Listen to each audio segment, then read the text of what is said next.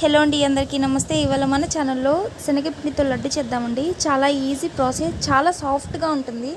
నోట్లో వేసుకోగానే వెన్నలా కరిగిపోతుంది. దానికోసం ఒక పావు కప్పు ఆయిల్, పావు కప్పు నెయ్యి యూస్ చేస్తున్నాను. చెప్పడం మర్చిపోయాను, ఏదైనా ఒక గ్లాస్ మెజర్మెంట్ తీసుకోండి, ఆర్ కప్ అయినా పర్లేదు. మీరు ఇది దేంతో తీసుకుంటారో దాంతో పావు కప్పు నెయ్యి, పావు కప్పు ఆయిల్ మెజర్మెంట్ అండి.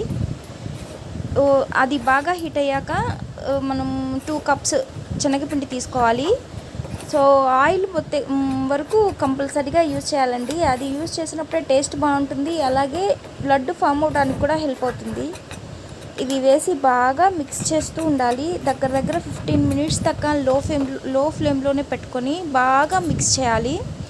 సో మనకి వేగింది అనేది ఎలా తెలుస్తుంది అంటే మంచి ఫ్లేవర్ వస్తుందండి, అరోమా అనేది బాగా వస్తుంది. సో ఆ టైంలో తీసి పక్కన పెట్టుకొని ఏ గ్లాస్తో అదే ఏ కప్తో అయితే మెజర్మెంట్ తీసుకున్నామో దాంతో 1.5 కప్పు షుగర్ పౌడర్ని తీసుకొని వేయాలి. ఇది ఫస్ట్ వేసినప్పుడు పొడి పొడిగా ఉన్నట్టు అనిపిస్తుంది, కానీ అది అలాగే కంటిన్యూస్గా కలుపుతూ ఉన్నాము అంటే ఆ హీట్ మీద ఆ చక్కెర పౌడర్ అనేది మెల్ట్ అవ్వడం స్టార్ట్ అవుతుంది. సో అలా కలుపుతూ ఉండాలి. నాకైతే గోరువెచ్చగా అయ్యే స్టేజ్కి లడ్డు ఫామ్ అవడం అనేది స్టార్ట్ అయింది.